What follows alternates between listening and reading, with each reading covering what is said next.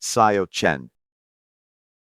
I used to live in the countryside of Hiroshima until I entered elementary school. Let me tell you about a girl I knew. We weren't particularly close back then, Sayo Chan. My maternal grandparents' house was in the middle of nowhere, surrounded by fields as far as the eye could see.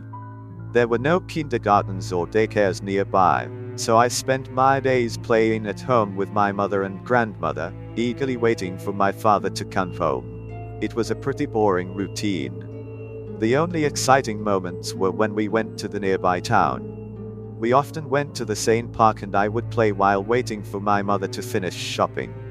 One day, at the park, there was a cute girl about my age, and we started playing together. Her name was Sayo Chan, and she seemed to live in this town and had come to play by herself. She was a cute girl with an no-capper haircut, wearing a black skirt and a white shirt. I quickly got along with her, and we started playing in the sand together. We dug into the dry sandbox with shovels, creating a big sand mountain and digging holes from both sides together. As we excavated, shifting sand with our hands would touch each other just inside the mountain, signaling the tunnel was complete. I wondered if Sayo Chan's hand would touch mine soon. When I had dug about halfway through, something grabbed my hand. I was suddenly pulled with tremendous force and plunged headfirst into the sand mountain. The tightly packed sand mountain didn't collapse, and I felt like I was suffocating, pressed against it. I cried out, "Stop it, Sayo Chan." Then, Sayo Chan, from the other side of the sand mountain, asked innocently, "Huh? What's wrong?" She was crouching with her hand still in the sand, grinning while looking at me. Her hand seemed impossibly longer than that of a 5 or 6-year-old girl, and I couldn't make sense of it. I kept shouting, "Stop! Stop!" without understanding what was happening. Fortunately, my mother arrived at that moment, and I was freed from Sayo Chan's grip. As I began to sob, I managed to thank my mother, and Sayo Chan ran off. As a child, I believed my mother wouldn't believe my story, so I couldn't say anything and just went home. Since then, it seemed that she took an interest in me. Whenever my mother went out to the town, she would leave me at the park, and each time I had to play with Sayo Chan. She always wore a black skirt and a white shirt, and her parents never accompanied her. She would appear just as my mother was leaving the park.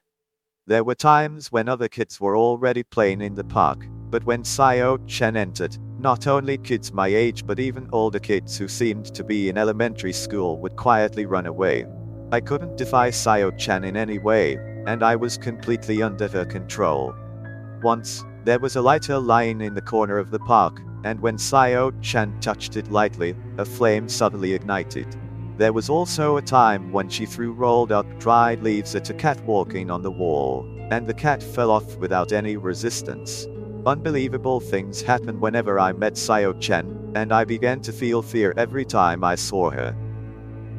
As mentioned earlier, I used to experience frightening encounters with Sayo Chan at the park every time. Eventually, I started staying home more often and stopped going with my mother for shopping. Even as a child, I was trying to escape from Sayo Chan. About a month after I stopped going to the park, there came a day when both my parents asked if I wanted to go shopping with them. My father was going to drive, and I agreed, thinking that I wouldn't have to meet Sayo Chan this way. We had a fun time shopping at the department store, and on our way back, our car passed by the park. The park's entrance was on the sidewalk of our lane, and unfortunately, our car came to a stop at the traffic light just near the entrance.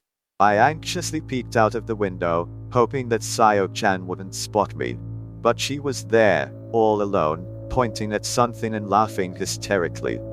She was laughing as if something was incredibly funny, sprawling on the ground and rolling around.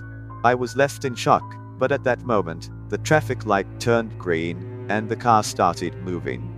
Sayo Chan's figure receded into the distance. However, Sayo Chan's fingers slid in the direction my car was moving. She had been pointing and laughing at my car. Instead of wondering how she knew I was there, I was more terrified. The next day, My father was involved in a severe rear-end collision, resulting in a damaged vertebra. He was almost certain to spend the rest of his life in the hospital, so my mother and I moved to Kyushu to stay with my paternal relatives, where I started elementary school. I never saw Sayo-chan again. I don't believe my father's accident was her fault, or rather, I don't want to believe it. I would feel responsible, and just thinking that it might be her doing fills me with a deep sense of dread and resentment to this day. It might sound unbelievable, but it's a true story.